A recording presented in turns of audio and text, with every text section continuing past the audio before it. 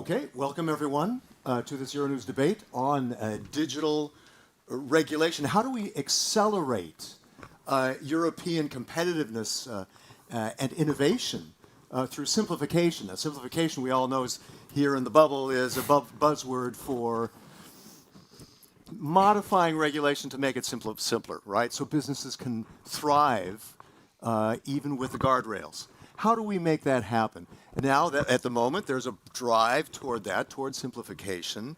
There's an omnibus bill for different things to simplify the regulation. And that's what we're going to be talking about today. Our format today will be, I'll do some Q&A with the panel, state of play, how to simplify, then talk about the future, and then take it out to the audience as soon as possible, so please feel free. Also, welcome all of those who are out there watching us, streaming, and you're also welcome to send in questions in the chat, so please feel free. Let me get to our guests. We have the Czech ambassador to the EU, who is Stefan Czerny. Welcome, Stefan. Hello. Audrey Scozzaro-Ferrazzini, who is the Vice President of Government Affairs at Qualcomm. That's a global tech company, creates semiconductors, software, services related to wireless technology, AI, automotive. What else? What else? Automotive, Internet of Things. I'll stop there. And you used to be with BlackBerry. You used to be legal counsel for the French government, so you got a bit of insight about how governments grapple with this, right? And Marco Pancini. Marco, benvenuto. The Meta's head of Brussels office and managing director, which of course includes Facebook and Instagram. And you used to be with YouTube, Google, eBay, so you've been around in this kind of digital sector for quite some time, knowing what different companies have to deal with. Yeah, got through the tech tips.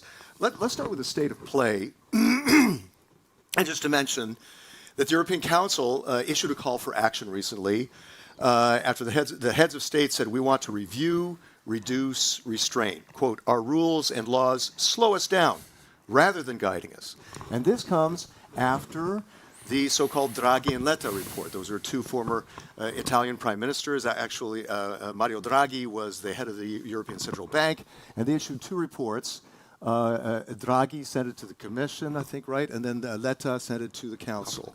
And what's also significant about that is that Draghi's center-right, Letta center-left. So there seems to be support in both reports for fine-tuning, shall we say, regulation to improve competition and innovation. So in that context, in the European Commission, across the street there, proposed a digital omnibus package modifying GDPR, that's the General Data Protection Regulation, the AI Act, Artificial Intelligence, DSA, DSM, that's the Digital Services Act, Digital Markets Act, fine-tuning it a bit to help businesses use data and AI in an effort to catch up with the US, China, and other regions. And this is to help European companies do that. And in the context also, think about the economy. The economy is growing. We'll be lucky if it's 1.5 this year, right? 1.5%. Very slow economic development. And less than 15% of EU companies with more than 10 people use AI for their business. And that is almost double what it was. This was last year. Almost double what it was in 2023. So it's increasing, but it's way low compared to other countries. It's different levels in different countries, of course. Okay, long intro, but let's get that as a state of play. And now let's talk about that state of play with Stepan. Why, in that context, is the European Council, and you're speaking in that sense for the European Council as the ambassador from Czech. Why simplification now? Why now? Well, very timely question. I think the strategic unity, the strategic calling that the member states in the EU right now have among them is to really how reinvigorate economic growth, because that's what has been lacking after the couple of crises that I'm maybe not really necessary for me to describe in detail, but after the COVID crisis, after then Russian aggression in Ukraine, it was very difficult to find a growth model for the EU economy as such. The EU economy is an integrated market, the biggest market in the world, but the trouble is that there is no single set of economic policy out there. What the EU does the best, the EU is good at throwing money at things and regulating things. There's not that much else that the EU can do, and I do not really mean it in a bad sense, but I think that the EU is not a it's not a state. It cannot really be compared in the same sense as the US or China, but it's an economic entity, and it has to do things that the politicians are asking it to do. Okay. And therefore, we have the simplification agenda as a strategic unity call. Can you give one concrete example of what we need to simplify? What's going wrong with that? You yourself mentioned GDPR. GDPR is good. There was a data protection, political unity from the Council and the European Parliament to have a better universal rule along the EU to protect personal data. But the way for some companies, how do they tackle it, how do they adopt the different requirements of the GDPR was burdensome. For the country from which I come from, for instance, GDPR is I would say, a boogeyman for excessive bureaucratic outreach because people have to fill a couple of forms in situations where they really see no benefit of doing so, and the companies have to do their own internal analysis for reasons that they are not really sure about because they don't really see that much efficiency gain by filling these kind of forms. And death by cookies. Death by cookies is an element that everybody knows, and everybody just absent-mindedly click on that. And I think we are past that point that the usefulness for improvement of people's general well-being was there. Probably it's not there anymore. Yeah. Audrey, can you give us maybe an example of how that these new regulations are putting you in a straitjacket, maybe other companies too, because you work. Both are U.S.-based companies, but you work with companies who are based here. Like, for instance, BMW, working on driver technology, yes. For instance. Yeah. So first, thanks for inviting Qualcomm. Delighted to be here to present some of our views regarding the regulatory landscape in Europe. Maybe to give you examples where we see, because we do a lot of partnerships, and it's true that as Qualcomm, we're a little bit more sophisticated to, I would say, implement regulation. So, we can see first when regulation is about to happen and, when we will have to implement.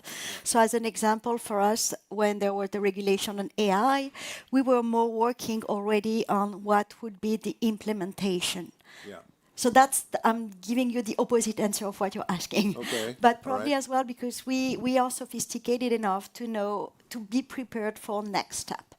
But what I see on what the values of simplification, and I will give another counterexample of non-simplification to see that sometimes you want to do simplification and you go the opposite direction. Yeah. But more concretely, you mentioned Draghi and Letta reports. I think that my main takeaway and interpretation is let's make the single market a reality. Yeah. And there are many examples. And the digital single market, that's a First, I would take the single market. Then we can go to, I don't see a lot of differences now between single, I would say the physical market, I don't know how to say, and then the digital market, okay? The glasses, they are very real, okay? They're not, maybe Marco sees the digital part, but... These are Meta glasses that Qualcomm worked with, and also Luxottica. But this is like, this is real and concrete. Yeah. But to make it more like, to answer to your point, making the market concrete and the unity of it is probably the most important thing that could happen. What still might be a struggle, and I wanted to mention that because there was an effort from the Commission, and that was a very good thing. They put regulation on the table before, and they decided last year that, well, in fact, it's not going to work. The Council is not going in the right direction. So they removed the text. Is this the SEP regulation? That's the one. Standard Essential Patents, which aims to create transparent guidelines for licensing essential patents. Sure. But there was no political consensus to It was, just to give you the concrete example, it was highly disputed at the Parliament. It was, and maybe you can say more than me, but highly discussed at the Council. Yeah. And for the work program last year, the Commission decided, okay, let's withdraw, So it was withdrawn. And you know what? The Parliament has decided to sue the European Commission. So it creates even more uncertainty in the market. So sometimes, as well, it's not just about the willingness to do something. It has to be the willingness. And then to make sure institutions are going to really embrace the change. And that's one of my message today is, yes, simplification, yes, single market. Institution, you have the duty to, make it happen. But can you give a concrete example of Yeah. how Qualcomm feels straitjacketed by whatever among these new regulations, DSA, DMA, GDPR, AI Act? How much is that restricting you? Well, for us, it's not just about the restriction, it's how we're going to make sure that we are compliant. It's I don't know if this is what you would call restriction, but we are, as I mentioned, we are sophisticated enough to have legal team helping us to make sure that before the text is fully adopted, we are prepared. But that is in a way a constraint in the sense that you have teams. You have a battery of lawyers to deal with that. You used to be a legal counsel for the French government, so you know all about that. But not everybody can have the battery of lawyers. SMEs don't. SMEs can't. Yes. That's true. So it's true. So that's the example. Yep. Marco, how about you? What's been your experience? What's Meta's experience with dealing with these regulations? So first, let me start to say that Europe has all the elements to be successful in the digital sector, and these glasses are actually a great example. If Europe is focusing on partnership together with global companies, it's happening with us working together with EssilorLuxottica, great innovation can come. And also, if we look at the elements that are needed in order to be leaders in innovation, Europe is doing a great job. Like Europe has the great universities, has an incredibly powerful single market with 450 million consumers that can be reached by global companies, by European companies, by everyone. And finally, through these elements, it can is actually creating an incredibly powerful number of startups, even AI startups. But where lies the problem? We believe that what is making difficult for them these all ingredients to result in a success in terms of company growing to the point to become global companies like we are seeing in US, it's the amount of regulations that European companies or companies that are active in Europe need to face. Does that restrict you in any way from working with a company like Luxottica, for instance? No. The regulations? No, but because us, as already said, we are a big company, so we have the resources to do that. But even in doing this, I can tell you that we have some challenges, as I explained to you a few minutes ago. Like, for example, for these glasses, like there is a specific piece of regulation which would require us to make the battery that is powering these glasses be replaceable. And this is creating a huge challenge from an engineering and designing point of view, because these glasses are designed to be light. And if you need to make the battery replaceable, this design will have to change and will be more bulky and more difficult to wear and more difficult to design. So but this is just a small example to tell you that, yes, indeed, big companies in a partnership with European companies can create great innovation. But the vast amount, we are talking about more than 250 regulators across Europe that are looking at digital sector, more than 80 pieces of legislation that passed in the last 5 years. This is like a burden that is really creating a risk and complexity for companies to innovate, or companies to strive. Okay. Stepan, I'd like to come back to you on now. Let's talk about the simplification now. I've seen your talking notes, and you talked about how simplification sometimes is a dog whistle for some people as being deregulation. How do you take that? Is this, and to some people, deregulation is a dirty word. How do you deal with that? How do you deal with that? We'll try to strike a balance within the member states in the council, really.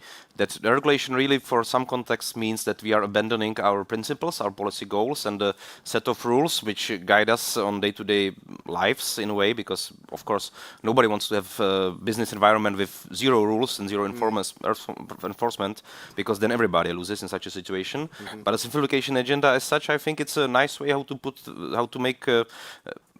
make it known, how to communicate that we are now trying to make a business-friendly environment where everybody can feel safe to pursue economic growth. And as I said, the primary motivation for a simplification agenda is to have a sort of understanding among the member states that we need to foster economic growth, because otherwise we cannot really survive as an economic or even by extent geopolitical actor in the challenging world environment we have right now. And I don't really think that there is a contradiction. I think it's a different way how to put things so that we don't scare some people off. Okay. Can you mention in the simplification one aspect that you think is very, very important? What the colleagues are mentioning is really that we have to have some focus on the fact that we have broad companies which can allow themselves to have lawyer teams, and that's perfectly fine. But we have companies which would like to grow, startups, small companies, 10 to 15 people who don't really afford to have lawyer teams who check compliance every day with all set regulation. And therefore we try to make sure that the rules are focused on where the problem lies, and do not put some burden on the small and medium-sized companies which are about to grow, which are about to expand. Not that these can be tools to abuse the rules in the single market, but that these companies can grow and by the end can achieve global status. Why not? How much are you worried about political headwinds? I mean, we've talked about that regulation for patents that was dropped because of political headwinds. Here's a comment by from the Socialists and Democrats. Irache Garcia, who's head of the S&D, says the dynamic of omnibuses with an absolute deregulation zeal is buying into Trump's agenda. Do you agree with that? I would doubt that, because I think we're doing that for ourselves, and even if there would be somebody else in the US, we would have to do it for ourselves. And from as far as I know, there's zero link done at the council level between these two. It's a nice political window how to look at the things, but we're doing it for ourselves. I don't really think that Trump minds that much whether we're doing a lot of simplification or little simplification here. Okay, one more thing. What about, from the U.S. side, what about the U.S. offer, and I do have a California accent, yes, mais je suis citoyen français, j'ai habité ici la moitié de ma vie, okay. That way. But anyway, Teresa Ribera, Executive Vice President of the European Commission, talking about how there was a U.S. offer to ease up on steel and aluminum tariffs if the EU eases up on its digital regulation. And she's saying this is blackmail. We have to keep our sovereignty. What do you think? It's either blackmail or it's a way to do politics. It's different perspectives, and I don't really think it's, as Europeans we are doing our political tasks here. And as I say, we have to do it for ourselves. And there is very limited. There's very limited push from the US to do any specific kind of deregulation deals. Well, you see it everywhere, that there is outbursts of communication from across the ocean about what we should do here or what we should not do here. It never reaches this kind of level. Okay, we'll ease up here, will you strengthen up there? These kind of deals are actually quite rare in global politics, as far as I know. But as far as you're concerned, the Council is acting on its own. It's not acting because of pressure from the U.S. on the Council is acting on the pressure of their stakeholders back in the member states, and that's for that I can really assure you that's really the case for most of the member states. Marco, what about? And you'd like to see a pragmatic approach to AI regulation, artificial intelligence regulation. What do you mean by that, pragmatic? Look, it's a very good question, but I think we would like to come back for a second to your previous question, but which is going to lead me then to answer to you to this one. So first, the real concern should be the 14% number that you quoted before of European companies that are adopting AI. This is worrying because it's making Europe lagging. It's probably higher this year, right? I mean, that was probably went from 8% in 23 to 14% last year, and this year must be much higher. But still. Absolutely, but we need to look at this number and try to understand what are the drivers that keep this number so low. And we believe that the cost of compliance with regulation is part of it.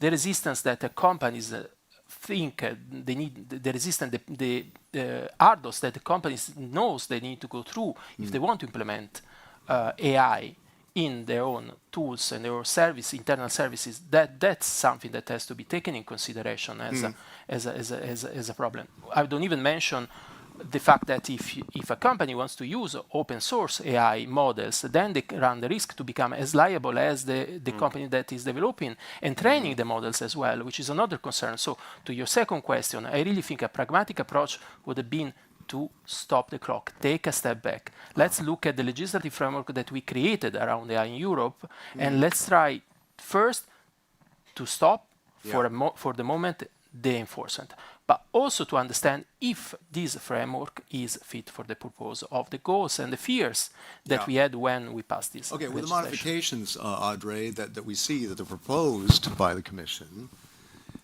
do you think that's fit for purpose? Do you think it's enough? It's difficult to answer to you, but I think that if we have the ambition with the support, I would say, of the Council and the Parliament, and if this is happening, this is already, from my perspective, a big win. And just to complement what Stefan and Marco have said about the simplification, the willingness, as Qualcomm, we work with a number of partners across the globe, but especially in Europe. And this message on simplification, before we heard signal from the US, maybe the voice was not that loud in Europe, but a number of companies in Europe, a number of CEOs in Europe have been preaching this for a very long time. I'm just mentioning one company because I remember reading the op-ed of the CEO of Ericsson, I guess 2 years ago already. So in the telecom sector, where I'm most part of, but a number of CEOs have been like begging for more simplification, for having more like a level playing field, whatever you want to call it, okay? So it's not new. What is new is that this, I would say, massive movement that we are seeing right now. And so is it ambitious enough? To me, if as European we manage to have the idea and then execute soon, that's already a massive win, I would say, for many players, small and big, because it's very good to help everybody, because that's more and more, and we can mention AI as an example, but there could be other examples. You see much more partnership and synergies than before. Why? Because everybody is bringing the best of the best. I would disagree a little bit with you on what we have in Europe. I think the first great gift that we have in Europe is talent. And we don't talk enough about the talent and all the creativity and innovation that we do have in Europe. What we are missing is scaling. And regulation is part of the problem, but not just the problem. But if everything we would do for the next 5 years, that's my call for action, we'll go innovation first, competitiveness first, and just do it. So not 25 priorities, like less than 5. Right. And execute fast. That would be my call for action. We all know how long this takes to get through legislation and approval Maybe and not sign off and trilogue and what all, negotiation between the Parliament, the Commission, and the Council.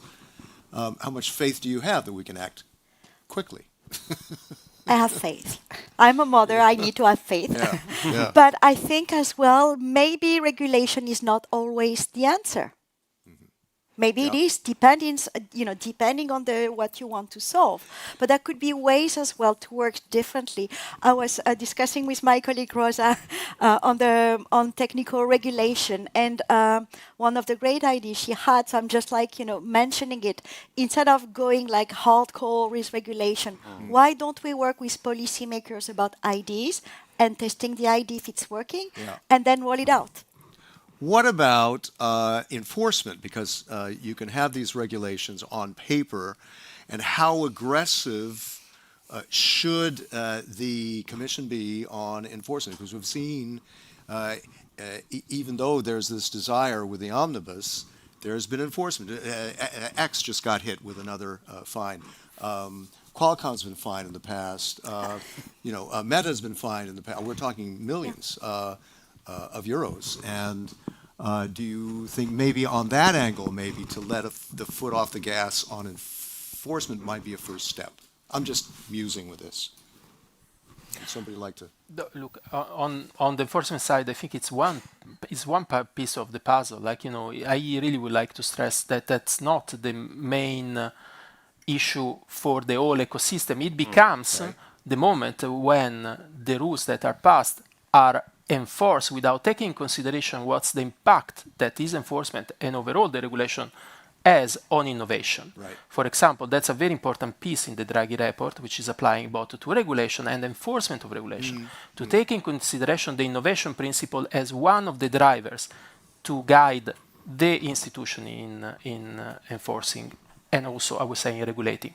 Thinking all these aspects under the principle of innovation, I think it would be a great step forward. Okay, that's interesting. Any more you'd like to say on that, Stefan, possibly? Well, enforcement, I think we would be the first one to call on the Commission to be fair and transparent in enforcement legislation, because we have the common rule book, but there are breaches of the regulatory framework by companies. There are also breaches by member states and by national administration or even regional ones. So if you have a rule book, everybody should abide by it. I don't think the Commission is really arbitrary in their enforcement, but there could be doubts by the end of the process that they are a bit lenient on one side or a bit more strict there. So definitely the Commission should enforce the rule book, because that's also one of the benefits of European integration. We have a sort of a court system which is there to guide us, and if the Commission is not enforcing legislation, eventually somebody will use the court system to enforce legislation without any democratic mandate, political legitimacy, and therefore we should maybe avoid the fact that we will just opt out of regulating an area and just let the court in Luxembourg, for which I have all the respect, but this is a court, this is not a policy-making body with any democratic legitimacy to set the rule book for us, notably in this area. There's also the national governments, too, though, Exactly. who enforce certain laws, right? How much, this word about subsidiarity, the national government rights and so forth, how much should that play in this simplification? Is that possible? I think definitely there's a lot of push from the national governments, who basically are putting the argument as such that either you do something on the EU level, or we do it nationally, and then by the end of the day, let's see who wins in court. And that's a principle that I don't really like, yeah, it's but I cannot really avoid mentioning, because that's actually happening in many areas, be it in the digital single market, where some member states are being more proactive in this field, but also in other areas where some member states will just, like, for political reasons domestically, will just hesitate to wait for the EU and do the law on themselves, and then see maybe in a couple of years we'll be fined by the Commission, but it's beneficial for us to do it right now, because the fine will come later. Okay. I'd like to, before I go to part 3 on future regulation, can we go to a couple of questions? I have at least 2 now. So who's got the mic? We got 3, 4. Wow. Okay, here we go. I'll get to as many as I can, but I want to get to the last part, too. So where's the mic? Got it? Okay. Starting over here, please. In fact, let's see, we have so many. So let's take 2. Yeah, give your question. We'll take your question, and then we'll, Okay, give your name and title, please. Karl Falkenberg, I'm a former commission official, retired, working as a consultant or part-time consultant here in Brussels. I want to come back to your question about enforcement. My take on that is that legislation without enforcement is not going to help competitiveness, because it's going to be discriminating between companies. So it's a distorting effect if you don't enforce. If you have regulation, it has to be enforced. Otherwise, you don't have a platform on which everyone can compete. Yeah. The second level is internal market, which has been mentioned. And there the point is that where we don't have common regulations, we have competing regulations of 27 different markets, which normally are criticized as the major problem, both by Draghi and Letta. Well, it defeats the single market, too, doesn't it? In defeating the single market. Yeah. So we need that. Where we have good examples of what we could do, we have developed European norms that allow products to circulate into all markets, and we still have national industrial norms that are maintained, but that don't help. They just are completely double work. Okay. And that's a very simple but a big area where you could simply say, wherever we have EU, CE standards, we forget national standards. But then you have national interests that may come into play. Okay, great. Next question? Thanks so much. Thomas Miesen from the Belgian Trade Union Confederation, ACV CSC. I would like to bring in a worker's perspective. Imagine the worker bringing the Amazon packages at your house here in Belgium or another country. What rules the companies behind respect? There have been scandals here in Belgium as well by workers licensed just by WhatsApp messages, not respecting our labor law locally. If one analyzes the chains of subcontracting, it's immense, it's huge. For sites as construction sites, there have been studies saying that in medium 16 entities in Belgium are on one and the same construction site. It goes up to 188 chains elements between the worker. So the question is on the responsibility. We see there's a lack of regulation for so many things, and that we need more, not less, but good regulation, evidently. And then for the tech sector specifically, the question, if not rather, it's a question on investment than a question of over-regulation. Thanks so much. Okay, great. Who would like to take? Let's do the first one about regulation without enforcement is a no-go, and competing regulations between national and European. Anybody? Will you take them as statements or any comment? Yeah.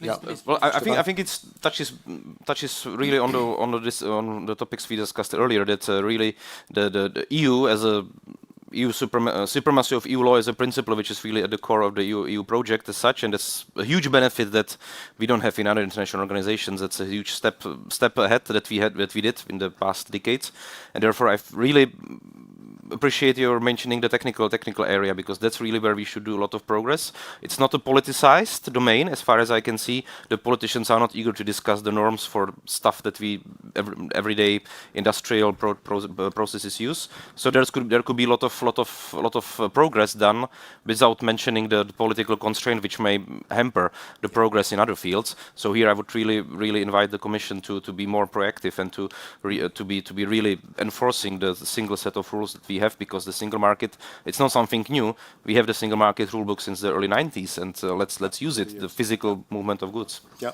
Audrey, please. Maybe to try to answer or complement your question on the technical norms, one that I know quite well are the norms in telecom within ETSI 3GPP, and I'm begging all the time policymakers to, when we look about what we're doing great in Europe, this is amazing that we're doing with ETSI, so I call them bravo ETSI. But just to say, those are the rules in the telecom sector. So you look at your phone, okay, and then you will remember something European is in it. But this is a work that is done every day. Nobody's talking about it. It's working quite well, and this is partnership between government, industry, and looking at the future about technology development. It is very inclusive, so anyone can participate, and it's working well. And why nobody's talking about it? Maybe euronews can look into this and look at that. But that's where I see a lot of value and a way to enable the single market in other areas than just, I would say, cellular technology. Okay, what about the question from the Belgian unions about are we maybe under-regulating some things and over-regulating other things? Look, without entering into the specific, the content of the question, I think in terms of regulation in this town, after 14 years that I'm here, I think there is, you can say a lot of things, but that there is not a strong focus and analysis in try to understand if there is a bit of an area that should be regulated or not. Yeah. I mean, the discussion around regulation, around enforcement of regulation, around rules, self-regulation rules, co-regulation rules is the core of this city. So I struggle to think that there is a topic that was not eviscerated and was not went into the bottom of it. I think where we have a problem is that we stuck too much into this conversation about regulation without thinking two things. First, that if we don't fall in love with the future, there is no there will be no economy that we will need to regulate in the future very soon, because we will only look at the past, we only look at this aspect without thinking about what is going to be the future for our kids. Right. And that's my second point. Okay. In terms of investment, companies like Meta, but not only Meta, are investing a lot in creating the infrastructure around AI that can help the whole ecosystem through partnership, through collaboration, to grow and create jobs and create richness. We invested something like 72 billions only last year in infrastructure around AI. And we develop technologies that in most of the cases are also open source technology that can be used by companies to think about build new things. Sure. The glasses and the partnership with Exotica is one example. So I would say, we're going to keep on talking about regulation. We're going to find all the possible solutions, I'm sure, but let's also try to find a way to fall in love with the future, try to invest emotions, energy in thinking what kind of things we can put in place in order to give to our kids a future and jobs. All in love with prosperity. the future. I like it. I'm Audrey, in love please. with the future. I love that. Maybe just to pick up your point. So I'm not an expert in labor law, so I'm gonna let the expert to answer to you. But more on your point on investment, something else that I would like to emphasize that we do have in Europe. It took us 30 years to get the unitary patent system. Okay, it has been a massive effort that government and institution have done. We have a system that is working super well, which is efficient, which is not the 27 member states, but almost, okay? But it's working across Europe. It's almost free for small companies, and it's available to everyone. So if we would take the example, it's niche, okay? It's patent, but when you have a lucrative patent, you get access to investment.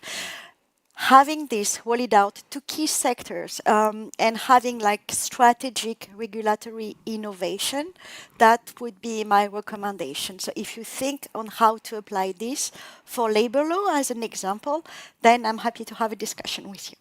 Okay. A question, please.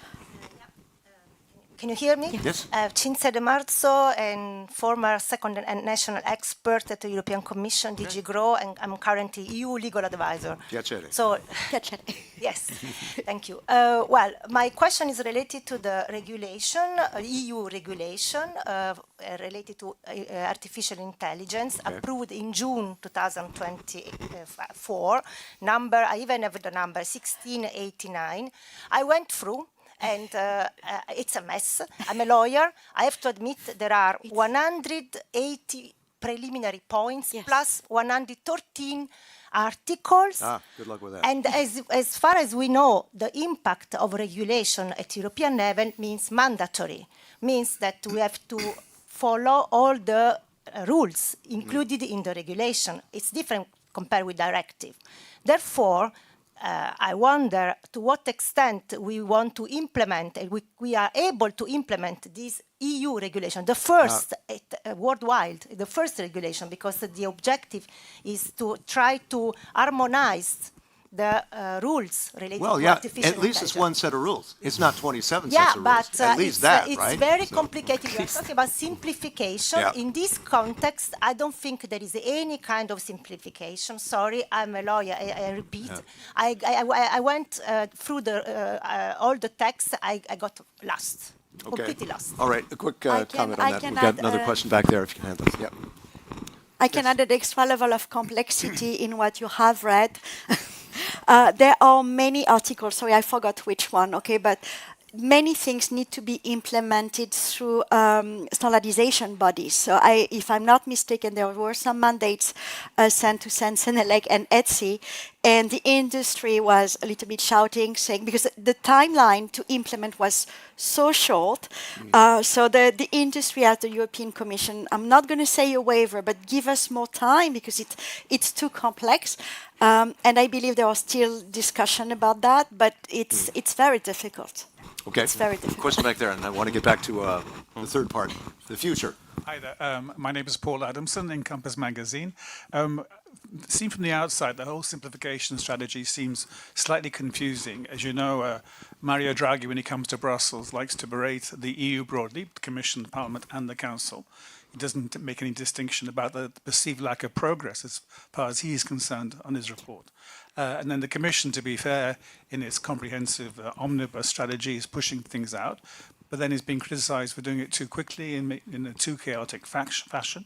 And yet also at the same time, I'm told that the European Commission's work programme for next year has nonetheless 60 or 70 new proposals, which doesn't make us think too much about a simplification process going on. The Parliament, as you know, is a major brake on excessive over simplification, deregulation, and the member states step. And you mentioned the stakeholders at national level, but they're not all going in the same direction. So it seems to me that it hasn't got very much support. The Commission is being criticised for rushing too much in an excessive way over simplification. At the same time, nobody seems to be happy with the final consequences. And maybe there's a role for business. You mentioned, Audrey, the op-ed by the Ericsson CEO a couple of years ago, so clearly it's A, not a new thing, and B, hugely supported by large businesses, but then begs the question, where's the support from smaller businesses? And I just think that the strategy itself, beyond the specific, needs to be revisited, and the private sector needs to be a bit more upfront, not just in encouraging the EU to go forward, but to give them some ideas how to better communicate and strategize the whole program. So that's more of a statement than a question. Does the panel, but maybe that's all right, Paul. That's all right. But agree with my assessment? Yeah, exactly. Yeah, I mean, Any comments? Yeah, Stepan. I think it's what you both mentioned actually is the result of the way we are doing policy here in this town and in this Europe, because that's probably it's an advantage and disadvantage at the same time. This is a political process, so there are political actors involved. We have two chambers of a European Parliament. One is the Council, one is the actual European Parliament. And in any bicameral system, well, let's not talk about the US too much, but let's be honest with us, US as a federation has been so for more than 200 years, 150 years actually. And are there so much more efficient than we are in doing what the policy agenda of the guy who's been elected president actually is? I'm not 100% sure that's the case. And the thing that we do things differently here, we have the member states to agree and the democratically elected ministers and democratically elected parliamentarians to agree on a thing. That's actually leaves too much space for compromise, I would say. So, and that's the result. It's the 100 articles you're mentioning. But what I can do as a disclaimer is that's the former people. Now there's new people in town, new management in town, and things like that should not really be happening. And the other element is that you can only suspend a piece of legislation by another piece of legislation. So I don't think it's totally correct and honest to say, oh, there are 60 pieces of legislation for next year. That means that these 60 will just numerically add up to what we have right now. Many of these legislative files are actually easing up burdens, and maybe some of them are harmonizing 27 or let's say 50 national legal environments to have one pan-European. So in a way, I think that just the pure numerical argument, oh, that's 60 and you should be 40. Well, who's got the fair point? It's 60 pieces per year. That's still not that much compared to national legislative production, for instance. Okay, let me move ahead now to what the future of regulation. We're trying to fix what's now. What about looking ahead when they go back to the drawing board there at the Commission? What should they be taking into consideration? How can we see better regulation so we don't have to mess with it after that? We don't have to have simplification.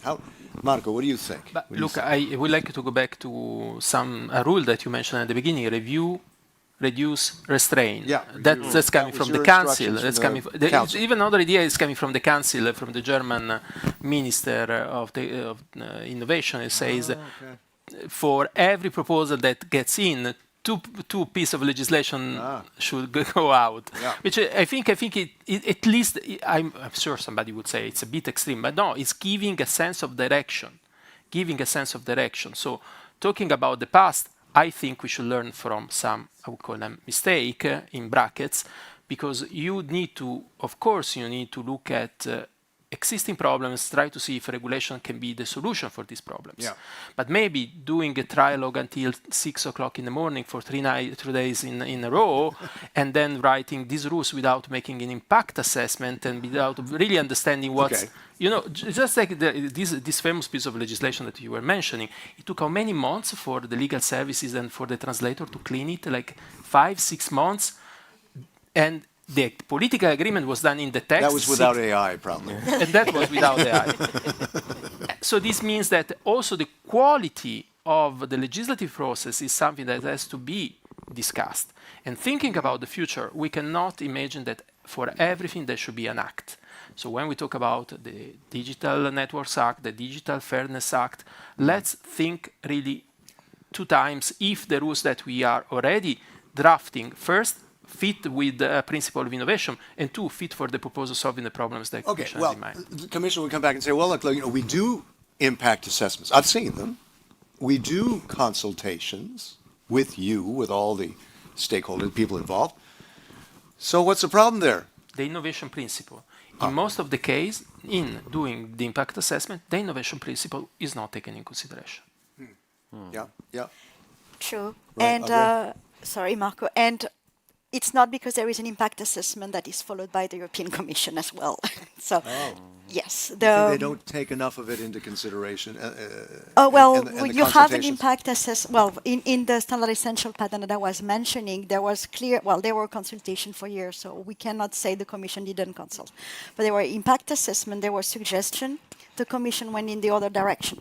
So, but even that, that's because it is a lot of work to participate to a lot of that. But to complement or to echo what Marco said, this innovation first principle and should be like the North Star, where anything we do should, or maybe not everything. I mean, in the key things that Europe would like to do, innovation is driving growth right now. And innovation doesn't have to be only tech, by the way. It can be like broader. You can think about innovation in health sector as an example. But this should be like, is it really serving the purpose? Why? Do we have a necessity test as an example? And does it bring scale or does it bring fragmentation? If you do already this, then you have a good sense of where this could go. Then you can think, do we need this 5 to 10 years down the road? Yeah, well, sometimes it's not possible to know. No, but and then sometimes, when I was in the Parliament and talking with parliamentarians about the AI Act, pretty much it was already dated and passé by the time it was approved. So, how do you stay a step ahead with regulation like that when the technology is moving so fast? Stefan, do you want to talk about that? I think that's actually, well, regulation is not a bad word in itself. In many cases, regulation is addressing a genuine social concern and social, like I said earlier, we have a set of crises, and of course there was a spree of legislation to how to make ourselves more adaptable if there ever comes a new pandemic, for instance. And it's a noble purpose, and everybody would agree that we are addressing some abuse and some deficiencies. So that the fact that we have some new legislation how to manage our health system during a time of pandemic, it's a good thing in itself, and we should not really revisit.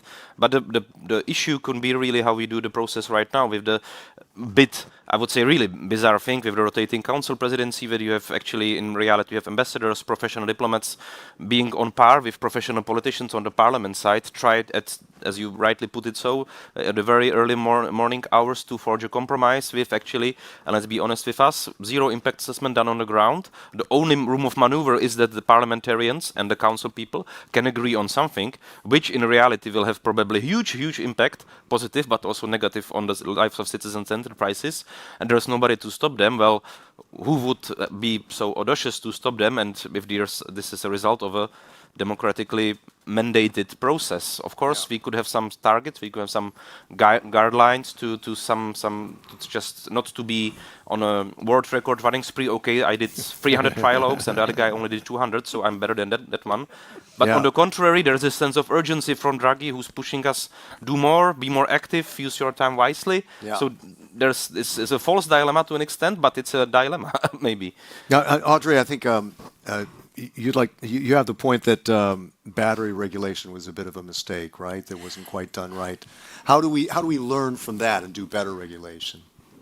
Listen, maybe mistake is not the correct word, but something that I've discovered in this new entire world of battery is it's still new to me, but just to explain how technology is evolving.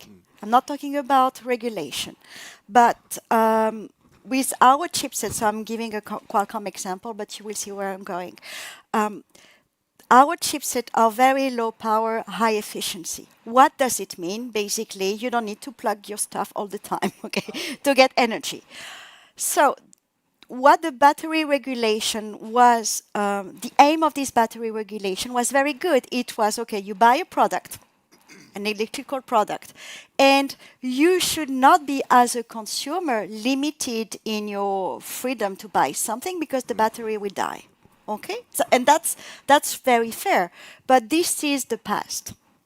Why I'm saying that is that if you buy like the kind of new laptop, or soon maybe the glasses, you will see that the battery is damn efficient. Why? Because of Qualcomm technology, but not just. Because the industry has been working in having much more battery efficient. So for a laptop, like 10 years ago, okay, you used to have your laptop, okay, you were able to watch us. Come here, and maybe you needed to go back to the office like half a day because it was a duration of your battery life for a laptop. Now, if you look at the new laptop on the tablet or tablets on the market, the battery life, okay, is between 16 hours to 20 hours. Right. Okay? So do you need to change the battery? Maybe yes, in 5-6 years' time. But by then, you might want to have a new device. I'm not pushing for more consumption. I'm just explaining that the technology that you buy now is not the technology that was when the regulation was created. And it's exactly the problem. With the battery in your glasses. Exactly. Right? Exactly. Explain that. That's the problem of unintended consequences of like regulating something and then finding out that the framework that was created didn't take in consideration wearables or object that has to be light, that has to be in your face. So actually, the idea that the battery is replaceable is actually even a risk for safety, for the safety of the consumer. And on top of that is once again not taking in consideration the impact the regulation can have and the vision. Because, for example, when Mark Zuckerberg met with the CEO of Luxottica at the time, and they developed this idea of wearables that become the new technology platform for the future, this unlocked an incredible opportunity, opportunities for Meta to build more beautiful products, and also unlock opportunities for EssilorLuxottica, and up to the point that Mark in a recent event said that he believes that EssilorLuxottica can become for Italy what Samsung is for Korea. So here once again you have a situation where there is a clash between the vision of the industry at large, not at US level but at large, with the vision of the regulators in the small details issue that they have in front of them. Do we have any other questions out there before we wrap up? Any other thoughts or questions among you? Yes, please. Thank you very much. Daniel from the Austrian Trade Union Federation. Okay. So, I mean, first of all, just a quick statement on SMEs. I mean, it's often mentioned SMEs, but SMEs, the current classification is up to 250 employees. So usually there is a lawyer in there. There is a legal department. Not always, of course, but I think there's some differentiation is worthwhile. My other point is that I have the impression that sometimes simplifying things for the one could make it more difficult, could make other things more difficult for some others. So, for example, on Digital Omnibus, as far as my understanding goes, it plans to make it more difficult for workers and citizens to access information about processing their data. But of course, we know that the right to data protection is only as good as its enforcement, and enforcement is conditional on the information you get. So, assuming it's not part of the actual agenda, how do we ensure that workers and citizens' rights are not curtailed when reducing costs for companies? Okay, that's obviously a consideration. Anybody want to comment on that? Okay, maybe just the idea that it's not like you're anti-regulation, right? You don't want the Wild West out there, right? But to what extent do you want guardrails so there's predictability, so there's a level playing field? Somebody want to talk about that? Maybe Stefan. I think that's actually like the core of this. That's why we call it simplification, not any other word that we've mentioned here around this room today. It's that we really want to make sure that legislation we're producing here, and as I said, the EU is a legislative factory in a way, for good reasons actually, because it cannot do anything else at the moment. The reason is that what we're doing is that we need to make sure that the rules we are pushing out and we are throwing after democratic process, as I said, are adapted to the needs of the users. And coming back to maybe what you're looking at, the GDPR, as I said, in the Czech system, and it's maybe peculiar of the Czech system, is really a boogeyman, and people just routinely sign these GDPR forms and GDPR statements. And even if I have also advanced degrees in policy fields, so I can read it, people who do not have these kind of degrees and they just fill out the forms and say, because I was asked by the counterpart to sign it, I sign it because otherwise I cannot really put my kids to kindergarten, for instance. And if you are in such a situation that you really don't understand the benefit of waiving your rights to an entity, a public service entity, for instance, a kindergarten, then it's probably the time to just look at the rules whether they are fit for purpose. The purpose is not to disband the rule book we have or not to disband any rights of people, but just to adapt whether the good way how to use the actual legislation in daily life is to fill out a form, or to sign 5 forms or 50 forms, or to just to have a set of rules which would make the life actually easier and reduce some administrative burden. Because at the moment where you're just filling out forms and you're blindly clicking on accept all cookies, and I guess that many of us actually are, and I am, maybe not everybody, but definitely I am, that means that you're waiving your rules, your rights all the time without having any thought about that.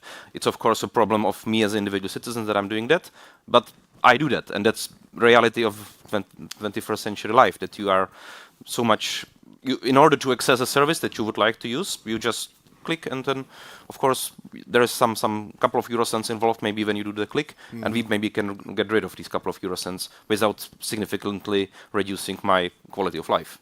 Right, wrapping up toward the end, Audrey, any final thought yourself? Many, but maybe just to try to answer to your question, or the way I understand, the simplification from the institution. I don't think the willingness is to waive right of citizen or labor workers. At least that's not the intent that I understood. I think what is happening is removing some red tapes that are cumbersome for some big and small companies or future company. So that's more the spirit.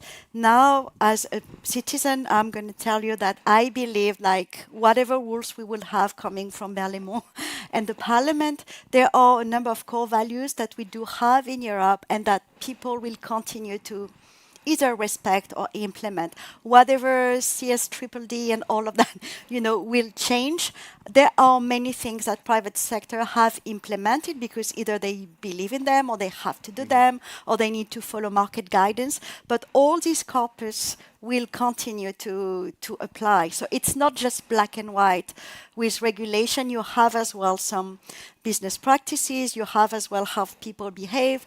When people go to the internet or sign up to many things, or sign up when you buy a new phone, all of that, you have more and more rights that either you get from regulators or companies will just implement to you. I give you some example, but like in the DMA as an example, you have some obligation put on gatekeepers, and then this will create new opportunities for users. This has nothing to do with omnibus or regulation, but this will become like, I would say, a little bit acquis, not like the acquis communautaire, but this is, and you have all of that is happening as we speak. So it's not like scrapping all right, fundamental right. I don't believe this is the intent.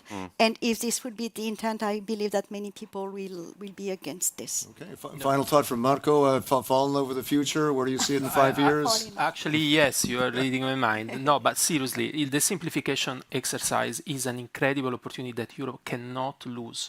And it's not about looking at the past and selling the rights that we have and the values that we have. Is about really to make sure that we are building these rules for the future, to make sure that our kids will have jobs, that Europe will be a continent where competitiveness, not just competitiveness, but productivity, we can create the condition for this continent to remain relevant in the world economy, because otherwise it's going to become a beautiful museum. We are going to have a lot of values, a lot of rights. At the same time, we are not going to have a future. So we need a balance. We not have to discuss the rights that were acquired, but we need to create the condition to have a future.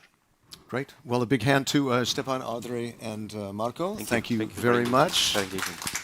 And thanks to all of you for your questions, and thanks for everyone watching there on streaming. Keep in mind this story on digital regulation, that does have legs, so that's it for this Euronews debate, but it'll go on, so keep an eye on Euronews TV, online, and on the social nets. I'm Chris Burns. Take care. See you next time. Thank you.